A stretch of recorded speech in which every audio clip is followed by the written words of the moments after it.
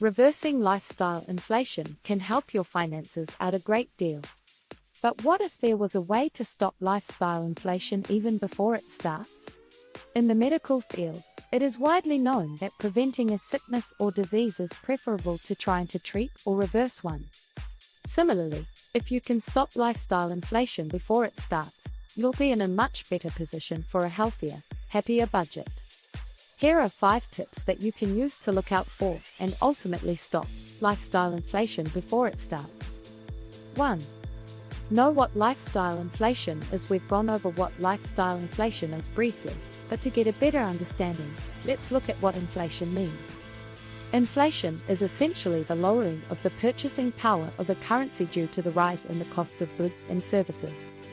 This means that your money isn't worth as much and can't buy as much as it could before. Inflation is something that isn't really in our control, especially at the individual level. Central banks try and control it using a variety of tactics, but ultimately, inflation can occur regardless. On a personal level, we just go with the ebbs and flows of the sea we call our economy. In the same way, when your lifestyle inflates, it is most likely because you weren't keeping control of your finances. That may be reflected in how often you look at your finances, if you're using the right budget for you, or if you're using too much debt. Knowing that lifestyle inflation is primarily brought on by spending that we aren't fully in control of, keeping track of your money and budgeting are great ways to keep lifestyle inflation from happening. 2. Be intentional with your money. As I mentioned, lifestyle inflation occurs when your finances are not kept under enough control. We've all been there before.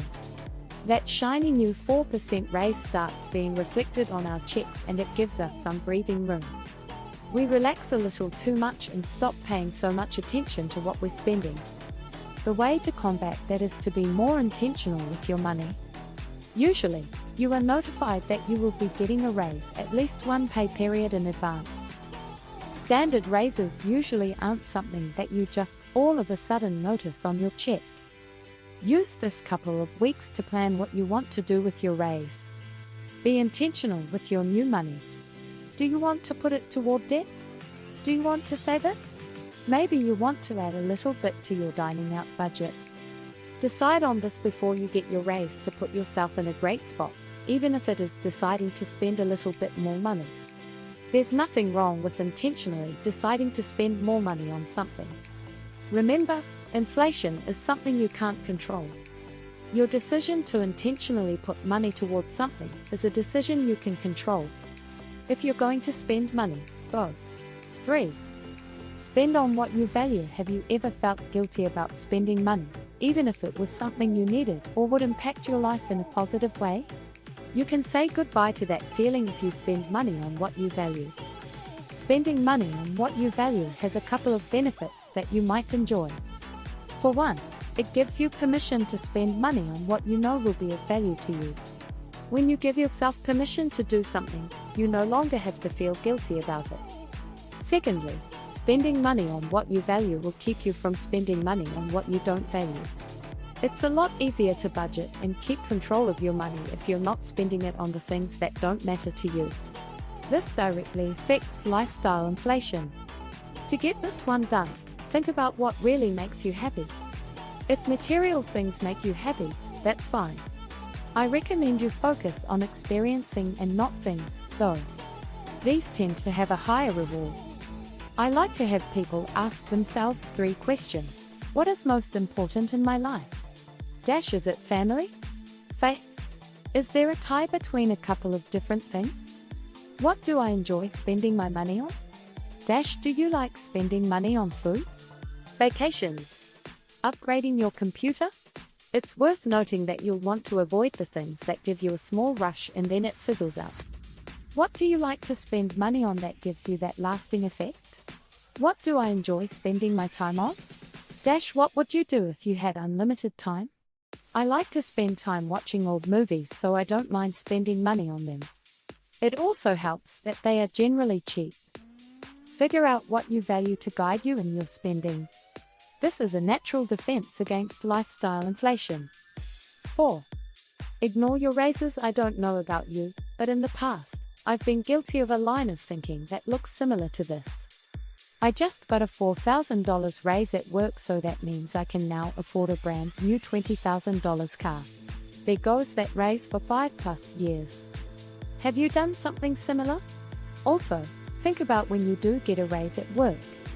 I mentioned previously that a standard raise at work is something that is presented to you. Most places make a big deal about yearly reviews and the announcement that you'll be earning more very shortly. A great way to get around this is to completely ignore that new money coming into your check.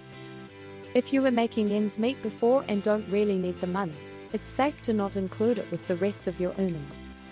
So what do you do with the extra money? Setting up an automated transfer into your savings account is one idea. If you want to use the money to pay off debt, subtract your old paycheck amount from your new paycheck amount and put that toward your debt.